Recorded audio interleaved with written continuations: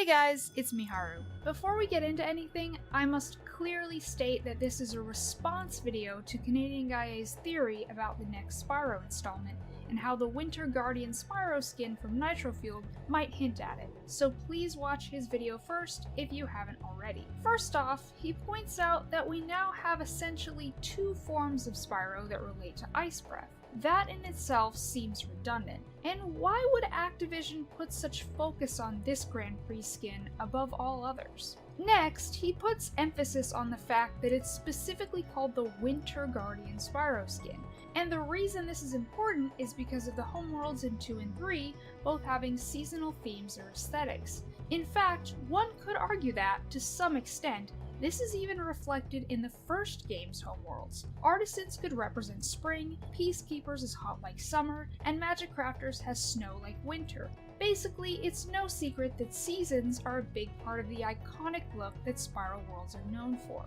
Finally, he puts out his theories. 1. This could be the new Ice Breath power-up appearance in general, replacing the old one. Fine, but it doesn't explain why it looks so drastically different than the others. Up until this point, it's only been colors and patterns that have changed. This one almost doesn't look like Spyro. His horns have become antlers, his hair spines are gone, and there are spikes on the tip of his tail. Beautiful, but strange. Number 2. This could symbolize Spyro taking his ice powers to the next level. This points to the possibility of him mastering different breaths. And if that sounds familiar, it's because it's very much like A New Beginning, in which he had to master the 4 elements, with the help of the 4 elemental guardians. Which leads me to number 3. The reason for the skin's name might be because Spyro is chosen to protect and become a guardian of a winter-themed homeworld, and by extent, other worlds based on different seasons,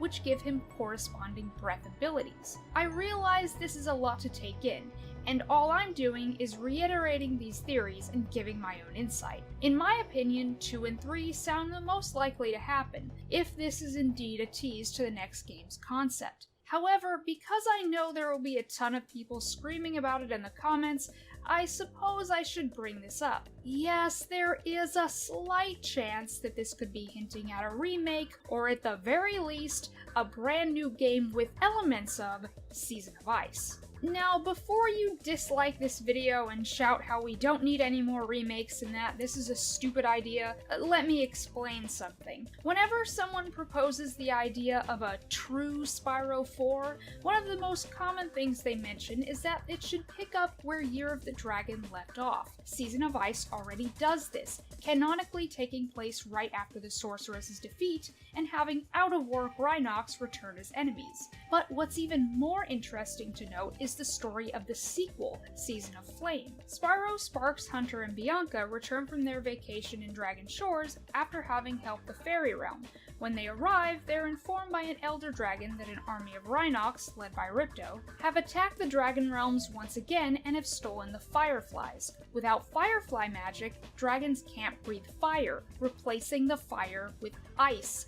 This game puts a heavy focus on Ice Breath, so using the concept of Winter Guardian Spyro would make perfect sense. But what do you guys think? Leave your comments and theories below and let me know. As always, don't forget to subscribe and follow me on all my social medias, and I will see you next time. Until then, this is Miharu, signing off.